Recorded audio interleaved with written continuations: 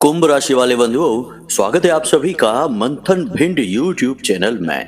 बंधुओं, चाहे कोई कितना ही गिड़गिड़ाए, आपके सामने नाक ही क्यों न रगड़े, मगर मकर संक्रांति के बाद अपनी यह एक चीज भूल कर भी किसी को मत दे देना, किसी भी हालत में मत देना, वरना आपका बहुत बड़ा नुकसान हो जाएगा। ग्रहों की स्थितियां कुछ इस प्रकार की बनी हैं कि जो कुछ भी आपकी जिंदगी में आने वाला है और जो कुछ भी आपके पास है, यदि आप इस एक चीज को किसी को अनजाने में भूल से भी दे देते हैं तो वह सब कुछ आपका मिट जाएगा। जी हाँ बंधुओं, यह बहुत ही सटीक भविष्यवाणी है। आपकी कुंडली की ग्रह दशा और बनने वाले योगों पर आधारित है और हम आपको लिख कर देते हैं कि यदि आपने हमारी बात न मानी और इस गलती को कर दिया, बेशक अनजाने में ही सही, भूलवश ही सही, तब भी आपको इसकी पूरी कीमत चुकानी ही पड़ेगी। जी हाँ बंधुओं, कोई भी दुनिया की ताकत आपको बचा नहीं सकती है। आपके पास जो कुछ भी है, चाहे वह धन दौलत है, रुपए पैसे हैं, इज्जत है, मान सम्मान है, सब कुछ छिन जाएगा। जी हाँ बंधुओं, क्योंकि एक भयंकर अनिष्ट ग्रह योग आपके ऊपर टूट पड़ेगा। भयंकर नकारात्मकता आपके जीवन में आ जाएगी और इस एक चीज की वजह से जितनी भी सकारात्मकता आपके जीवन में है, जितनी भी खुशियां आपके जीवन में है, वे सब कुछ चली जाएंगी। जी हाँ बंधुओं, अब आप भी सोच रहे होंगे कि आखिर ऐसी कौन सी चीज है और खाली एक चीज को किसी के दे देने से इतना अनिष्ट कैसे हो सकता है। ये तो बड़ी बेतुकी सी बात लगती है। या तो गुरुजी हमारे साथ मजाक कर रहे हैं या फिर बहुत बढ़ा चढ़ाकर किसी बात को बता रहे हैं। इस प्रकार के प्रश्न, शंकाएं आपके मन में अवश्य उठ रही होंगी, क्योंकि हम जानते हैं कि आपका स्वभाव क्या है, आप किस प्रकार सोचते हैं, आपकी जिंदगी में क्या चल रहा है।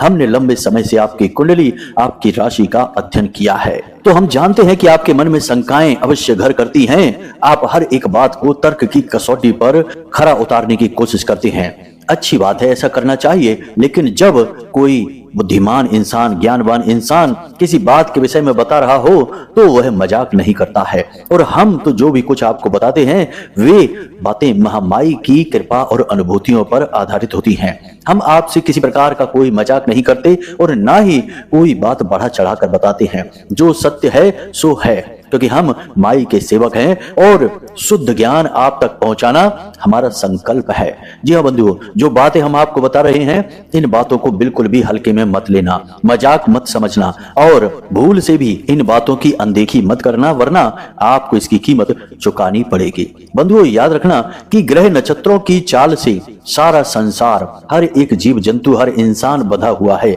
कोई भी इससे परे नहीं है। ग्रहों को इस संसार का संचालक कहा जाए तो कोई बड़ी बात नहीं होगी। ग्रह हर एक इंसान के अच्छे बुरे कर्मों का हिसाब रखते हैं और जिसके लायक जो होता है उसे वो देते हैं, चाहे इस जन्म का हो चाहे पिछले किसी जन्म का हो। हिसाब किताब तो हर एक कर्म का ग्रह करवा कर ही मानते हैं। ऐसे में बस इतना हो सकता है कि हम यदि किसी ग्रह के स्वभाव को समझ लें और उससे जुड़े हुए कार्यों को अपने जीवन में शामिल कर लें तो हमें उस ग्रह से राहत अवश्य प्राप्त हो जाती है।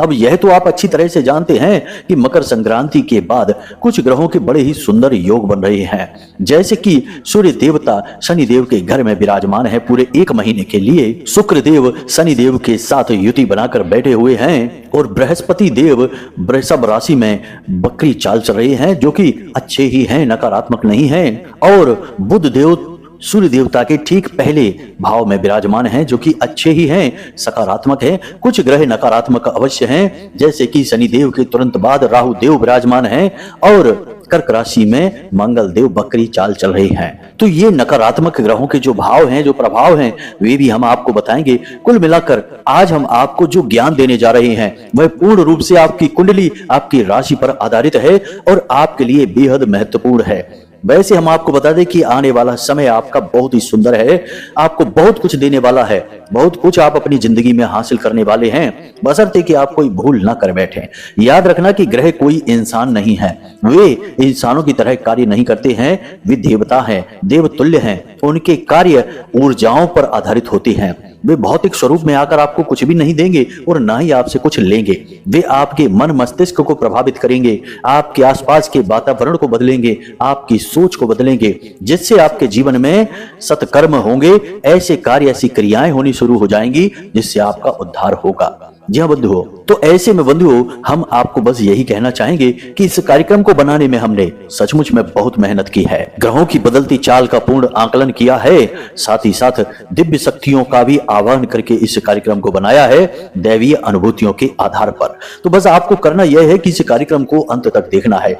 इस कार्यक्रम में बताई गई हर एक बात पत्थर की लकीर है, बिल्कुल सत्य है। जो भी आप सुनेंगे वह आपके जीवन में सचमुच में घटित होगा। बस धैर्य के साथ आपको एक एक चीज को अच्छी तरह से समझना है, कार्यक्रम को अंत तक देखना है, तभी हमारी मेहनत सफल होगी और महामाई के लिए हमारी भक्ति भी सफल होगी। जी हाँ बंधुओं, तो चलिए महामाई का नाम लेते हुए आज के इस विशेष कार्यक्रम की शुरुआत करते हैं। कमेंट बॉक्स में पूरे भक्ति भाव के साथ लिख डालिए, जय मां भद्रकाली कृपा करो। महामाई निश्चित तौर पर आपके ऊपर कृपा करेंगी, हमें पूर्ण विश्वास है। इसी के साथ साथ बंधुओं, यदि आप इस चैनल कार्यक्रम पर पहली बार आए हैं तो इस चैनल को सब्सक्राइब अवश्य करें। ऐसा करके आप न केवल हमारे बल्कि महामाई के धाम के परिवार के सदस्य बन जाएंगे। तो चैनल को सब्सक्राइब करके कमेंट बॉक्स में लिख डालिए, मैं भी माई के परिवार का हिस्सा हूं, मैं भी धाम के परिवार का हिस्सा हूं। ऐसा करते ही महामाई की सीधी कृपा आप तक पहुंचेगी और अगले 3 से 5 दिनों में आपके जीवन में खुशियां ही खुशियां आएंगी, आपको बहुत अच्छी खबरें सुनने को मिल जाएंगी। इसी के साथ साथ बंधुओं, हमने अपना संपर्क सूत्र यानी कि मोबाइल नंबर, जो धाम का नंबर है, वह मोबाइल की डिस्प्ले पर दे रखा है। आपको यदि हमसे बात करनी है, कुंडली विश्लेषण कराना है, कोई मन में प्रश्न है, तो केवल इसी नंबर का प्रयोग करें जो आपको फोन की डिस्प्ले पर दिखाई दे रहा है। इसके अलावा किसी अन्य नंबर पर आप ना तो फोन करें ना ही संपर्क करें, क्योंकि कुछ लोग हमारे नाम से ठगी कर रहे हैं, लोगों को बेवकूफ बना रहे हैं, उनसे पैसे लूट रहे हैं। तो आपको यदि सचमुच में हमसे संपर्क करना है, कुछ जानना है, कुंडली विश्लेषण कराना है, तो केवल इसी नंबर का प्रयोग करें जो हमने वीडियो में आपको दिखाया है और किसी नंबर पर नहीं। तो उम्मीद है आप हमारी सारी बातें यहाँ तक समझ चुके हैं। अब चलिए कार्यक्रम में आगे बढ़ते हैं, मूल विषय को प्रारंभ करते हैं। तो अब ध्यान से सुनिए। गुरुजी एक बात बताओ, आप कहते हो वीडियो में कुंडली का विश्लेषण करवाओ, क्या कुंडली का विश्लेषण करवाना जरूरी है? हाँ, कुंडली का विश्लेषण करवाना जरूरी है। क्यों जरूरी है? देखो, जैसे हम बीमार होते हैं तो हम डॉक्टर के पास जाते हैं, अपनी रिपोर्ट लेकर जाते हैं और रिपोर्ट के आधार पर डॉक्टर हमें दवाइयां देता है और वे दवाइयां जब हम खाते हैं तो हमें आराम भी मिलता है और हम जल्दी ठीक भी हो जाते हैं। बजाय इसके कि हम ऐसे ही अंदाजे से दवाइयां लेते रहें, खाते रहें, कभी ठीक होंगे, कभी नहीं होंगे, कभी रिएक्शन भी हो सकता है। आपकी कुंडली जो है वह आपकी रिपोर्ट है, आपका एक्सरे है कि आपके जीवन में कहाँ कष्ट है, कौन सी ग्रहों की दशाएं हैं जो आपको रोक रही हैं, परेशानी आपके जीवन में पैदा कर रही हैं। कोई दोष तो नहीं है, जैसे पितृ दोष होता है, ग्रहों से अलग अलग ग्रहों से जनित होता है। कोई अनिष्ट ग्रह योग तो नहीं है, कोई बाधा तो नहीं है। तो ये आपकी रिपोर्ट है। अगर आप अपनी रिपोर्ट दिखा देंगे तो आपको सटीक समाधान मिलेंगे, समस्याओं का सही कारण पता चलेगा और जीवन में खुशहाली आएगी। नहीं दिखाएंगे तो अंदाजे से दवाइयां लेते रहिए, ठीक होने की कोई गारंटी नहीं है। बंधुओं, मकर संक्रांति के बाद सबसे ताकतवर ग्रह आपके लिए सकारात्मक फलदायी हो चुके हैं। सूर्य देवता की बात करें जो ग्रहों के राजा हैं, शनि देव की बात करें सूर्य देव के पुत्र हैं और अपने पिता का स्वागत कर रहे हैं अपने ही घर में। राहु देव की बात करें तो शनि देव के तुरंत बाद विराजमान हैं। वैसे तो पापी ग्रह हैं, राक्षस ग्रह हैं, नकारात्मक हैं, परंतु इस समय ये भी आपको सकारात्मक फल ही दे रहे हैं। इसी के साथ साथ शुक्र देव शनि देव के साथ युति बनाकर बैठे हैं। यह भी बहुत ही अच्छा, बहुत ही सुंदर योग बना हुआ है। कहने का मतलब यह है कि यह वह समय है जब आप जो चाहें वो कर सकते हैं। किसी नए कार्य की शुरुआत करना चाहते हैं तो यह सर्वोत्तम समय है। जी हाँ बंधुओं, इसके बाद शायद पूरे वर्ष आपको इतने सुंदर योग और नक्षत्रों का साथ ना मिले। तो आप किसी नए कार्य की यदि शुरुआत करना चाहते हैं, साइड इनकम के लिए कोई बिजनेस व्यवसाय शुरू करना चाहते हैं, कोई भी पार्ट टाइम जॉब शुरू करना चाहते हैं, तो आप अभी शुरू कर सकते हैं। कोई शुभ मुहूर्त देखें, सर्वार्थ सिद्ध योग जैसा शुभ मुहूर्त देखकर कार्य को सिद्ध कर डालें, आपका कार्य जरूर बनेगा। परंतु एक बात याद रखें कि प्रतिदिन 1.5 घंटे का समय राहु काल का समय होता है। उस समय पर आप कोई भी शुभ कार्य की शुरुआत न करें, वरना चाहे कितना ही अच्छा मुहूर्त क्यों ना हो, आपका काम बिगड़ ही जाएगा। अब बंधुओं एक बात हम आपको बता दें कि आप एक ऐसे इंसान हैं जो बहुत भावुक हैं, भावनाओं के आधार पर ही निर्णय लेते हैं, तो यहाँ पर आपको सावधान रहना है। यदि आप किसी के कहे अनुसार या किसी की योजनाओं के अनुसार, किसी के बताए अनुसार किसी काम को करने के बारे में सोच रहे हैं, किसी व्यवसाय को करना चाहते हैं, कहीं पैसा लगाना चाहते हैं, तो बिल्कुल भी ना करें, क्योंकि लोग अक्सर आपके साथ यही खेल खेलते हैं। अपना मतलब निकालने के लिए आपका समय और पैसा कहीं लगवा देते हैं। उनका काम तो चल जाता है, लेकिन आप फंस जाते हैं, आपका पैसा फंस जाता है, आपकी ऊर्जा और समय दोनों खराब हो जाते हैं। तो अपने काम धंधे व्यापार से जुड़ा कोई भी बदलाव यदि आपको करना है, कोई नया काम शुरू करना है, कोई व्यवसाय शुरू करना चाहते हैं, तो वह योजना आपकी स्वयं की होनी चाहिए। किसी और की योजना में आपको आगे नहीं बढ़ना है। यह बहुत ही खतरनाक हो जाएगा आपके लिए। बाद में आपका नुकसान होगा और आप बोलेंगे कि गुरुजी ने तो कहा था कि फायदा होगा और हमारा तो नुकसान हो गया। तो स्थिति यही है कि यह योजना आपकी होनी चाहिए। इसी के साथ साथ बंधुओं, आपको इस समय में, इस काल में कुछ चीजों का विशेष ख्याल रखना है। आप काम धंधे व्यापार में तो अच्छा करेंगे, पैसा खूब आएगा, बेरोजगारों को नौकरी लगने के पूरे अवसर प्राप्त हो जाएंगे, नौकरी लग ही जाएगी, मतलब कि आपकी आर्थिक उन्नति होगी। तो ऐसे में आपको 2-3 बातों का ध्यान रखना है। आपके पास पैसा आएगा, अच्छी खबरें आएंगी, शुभ खबरें आपके पास आएंगी, घटनाएं अच्छी घटित होंगी, लेकिन इनके विषय में किसी से चर्चा नहीं करनी है। सब कुछ छुपा कर रखना है, गुप्त रखना है। जैसे ही आप लोगों को बताना, बखान करना शुरू कर देंगे, आपकी तरक्की तुरंत रुक जाएगी। यह बात निश्चित है। दूसरा यह कि बिल्कुल भी दिखावा नहीं करना है। आपके अंदर थोड़ी सी यह एक कमी है कि आप चीजों का दिखावा भी करते हैं, कभी कभी तो करते ही हैं और कभी कभी आप ज्यादा कर देते हैं। ऐसे में जो आपके आस पड़ोस के लोग हैं, आपके आसपास के जो लोग हैं, वे इन सब चीजों को देखकर जलने लगते हैं और जलन की भावना आपको बहुत अधिक प्रभावित करती है। आपने यह बहुत बार महसूस किया है कि जब भी आपके जीवन में कुछ हुआ है अच्छा और आपने लोगों को वह दिखाया, तो जैसे ही लोगों ने उसे देखा, उस पर नजर लगाई, वैसे ही तुरंत आपकी वह चीज या तो आपको नुकसान देने लग गई, चाहे वह काम धंधा व्यापार हो, गाड़ी हो, घर हो, मकान हो, आपको वहां से परेशानियां आनी शुरू हो गई। यानी कि नजर की भावना आपको बहुत ज्यादा प्रभावित करती है। तो दिखावेबाजी से दूर रहना है। तीसरा यह है कि आपको नकारात्मक लोगों से, नकारात्मक वातावरण से दूर रहना है। लोगों के साथ बैठकर गप्पें नहीं हाँकनी है, इधर उधर की बातें करने में समय खराब नहीं करना है। और सबसे महत्वपूर्ण बात कि हमेशा मन में सकारात्मक विचार रखते हुए जीवन में आगे बढ़ना है। चाहे कितना ही बुरा आपके जीवन में क्यों ना हो जाए, तब भी आपको उसके अंदर अच्छाई देखनी है, सकारात्मकता को ही देखना है। बिल्कुल उस कहानी के उस पात्र जैसा जो हर घटना में यही कहता रहता था कि जो कुछ भी हुआ है अच्छे के लिए ही हुआ है, भगवान जो करते हैं अच्छे के लिए ही करते हैं। आपको भी बस यही मंत्र हमेशा अपने जीवन में अपनाए रखना है। और अंत में सबसे जरूरी बात कि आपको बिल्कुल भी अपने पैसे का, धन संपत्ति का दुरुपयोग नहीं करना है, दिखावा नहीं करना है। जहां सबसे अधिक जरूरत है केवल वहीं पैसा लगाना है, किसी को उधार नहीं देना है। जरूरत से ज्यादा मदद करने की भावना आपको बर्बादी की तरफ लेकर जाती है, आपको कहीं का नहीं छोड़ती है। तो यह आपको नहीं करना है। पहले आप अपनी मदद कीजिए, खुद आगे बढ़िए। दुनिया में जब आप अपना नाम, अपना वर्चस्व बना लेंगे, तब किसी की मदद के बारे में सोचना। अभी आपको ही मदद की आवश्यकता है। तो ऐसे में आप मददगार ना बने, आप केवल अपने काम से काम रखें।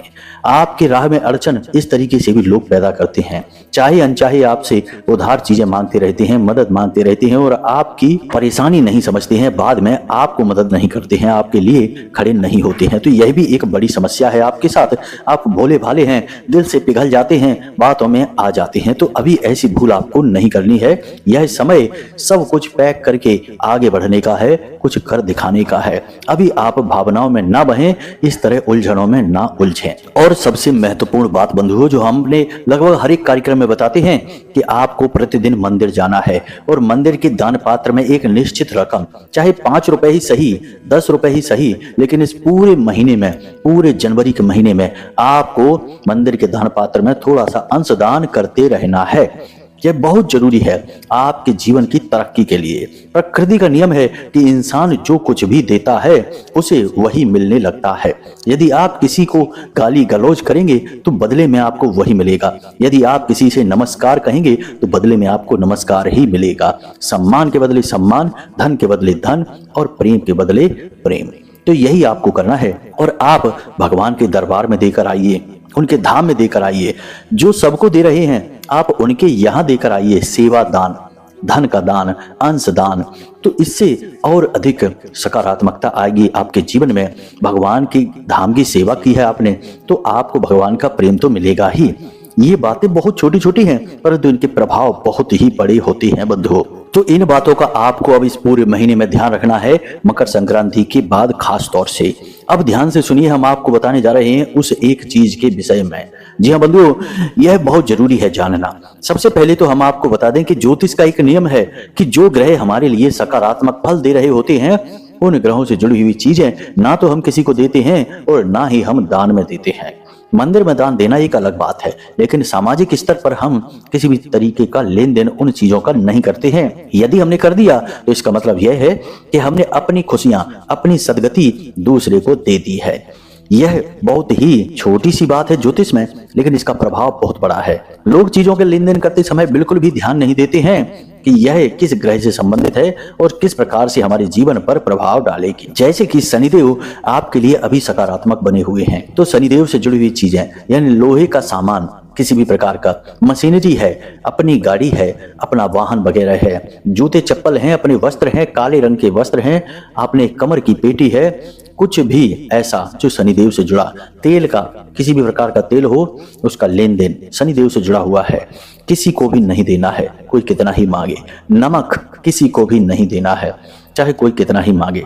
इसी प्रकार सूर्य देवता आपके पक्ष में हैं, आपके लिए सकारात्मक बने हुए हैं। वैसे तो बहुत क्रूर हैं लेकिन आपके लिए अभी सकारात्मक हैं। तो आपको सफेद रंग के वस्त्र, सफेद रंग की कोई भी वस्तु या फिर नारंगी रंग के वस्त्र या नारंगी रंग की कोई भी वस्तु, इसी प्रकार सोने के आभूषण या फिर तांबे का या पीतल के बर्तन हैं या फिर कुछ भी ऐसा सामान जो इन धातुओं से बना हुआ है, ना ही पीले रंग का कोई भी फल या फिर पुष्प आपको किसी को भी नहीं देने हैं। लोग यूं ही कभी कभी बिना सोचे समझे किसी के हाथ में कुछ रख देते हैं, कोई मांगता है तो उठाकर दे देते हैं, सोचते नहीं है, लेकिन यह आपको नहीं करना है। जी हाँ बंधुओं, इसी प्रकार कुछ भी मीठा यानी कि शक्कर से बनी हुई कोई भी चीज जो सफेद रंग की होती है वह आपको किसी को भी नहीं देनी है। दान आप दे सकते हैं, उसका मंदिर में दान दे सकते हैं, कन्याओं को खिला सकते हैं, लेकिन यूं ही किसी को खाने के लिए नहीं देनी है। जैसे आपने मिठाई बाजार से खरीदी, सफेद रंग की मिठाई है और अपने मित्र को भी खाने के लिए दे दी, नहीं, ऐसा नहीं करना, यह बहुत ही गलत है।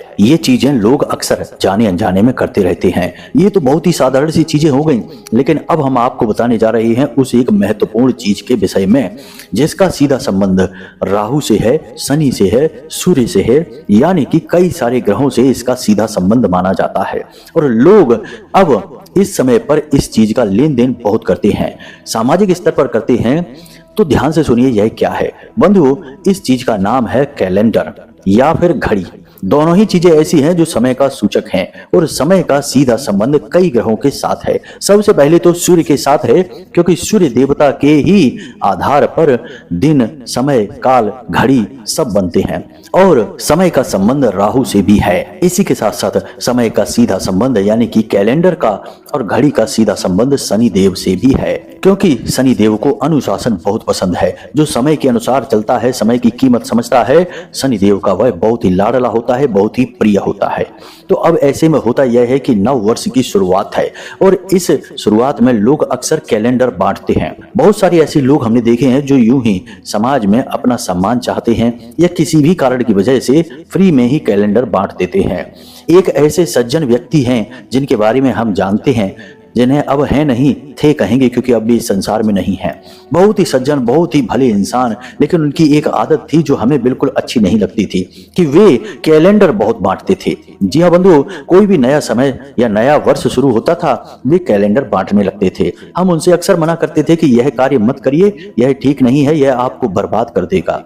हुआ भी यही। उन्होंने 3-4 साल लगातार यही किया कि बहुत सारे कैलेंडर, 500 कैलेंडर बंटवा कर सारे के सारे लोगों में, अपने दोस्तों में, मित्रों में, व्यवहारियों में बांटते थे और खूब सम्मान मिलता था। लेकिन फिर ऐसा हुआ कि उन्होंने एक व्यवसाय शुरू किया जो प्रॉपर्टी का बिजनेस था। उस व्यवसाय में उनकी ऐसी बर्बादी हुई, ऐसा घाटा हुआ, इतना बुरा समय आ गया कि एक एक पैसे के लिए मोहताज हो गए।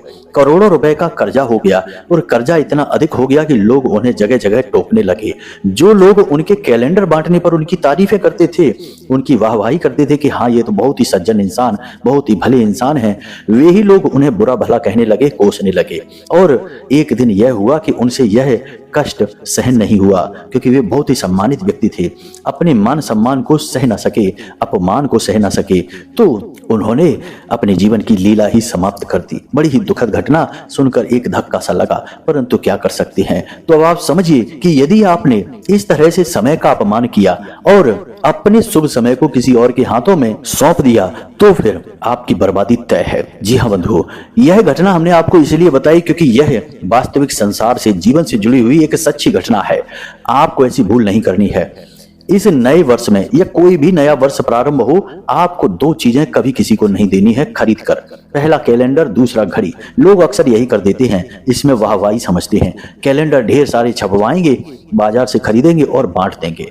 घड़ियां भी कुछ लोग बांटते हैं, लेकिन यह तो और भी ज्यादा गलत है। घड़ी का तो सीधा संबंध राहु से है। आप बस एक साल कुछ घड़ियों को बांट कर देखिए, निश्चित तौर पर आप मिट्टी में मिल जाएंगे, बर्बाद हो जाएंगे।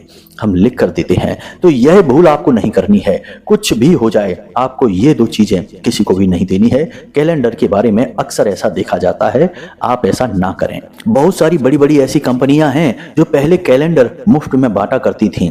बड़े बड़े पोस्टर के नीचे साल भर का कैलेंडर छापकर लोगों को मुफ्त में बांट दिया करती थी। लेकिन आज के समय में अब यह चलन रुक गया है। आपने अक्सर देखा होगा कि अब लोग या कंपनियां कैलेंडर बांटना बंद कर चुकी हैं। बहुत ही कम ऐसी कंपनियां हैं जो कैलेंडर बांटती हैं, क्योंकि अब लोगों में ज्योतिष के प्रति ज्ञान बढ़ने लगा है, लोगों की समझ बढ़ने लगी है, तो लोग अब ऐसी भूल नहीं करते हैं। जिन जिन ने कैलेंडर बांटा है, उन्होंने अपनी बर्बादी को खुद बुलाया है। आपको ऐसा नहीं करना है। बस इस बात का आपको ध्यान रखना है। और भी हमने जो बातें आपको वीडियो में बताई हैं, उन बातों को अच्छी तरह से समझना है और बहुत ही फूंक फूंक कर कदम रखना है। सधे कदमों से आगे बढ़ना है, तो कामयाबी निश्चित तौर पर आपको मिलेगी। और यह नया वर्ष 2025 आपके जीवन का सबसे महत्वपूर्ण वर्ष साबित होगा। हमें पूर्ण विश्वास है, क्योंकि यह वर्ष मंगल पर आधारित है और मंगल आपके समर्थन में है, आपके सपोर्ट में है। जी हाँ बंधु, मंगल आपकी कोई परीक्षा नहीं लेंगे। मंगल बस आपके जीवन में ऊर्जा भर देंगे। आपको बस उस ऊर्जा को प्रयोग करना आना चाहिए। यदि आपने प्रयोग करना नहीं सीखा और गलत तरीके से इसका उपयोग किया, तो आप बर्बाद भी हो जाएंगे।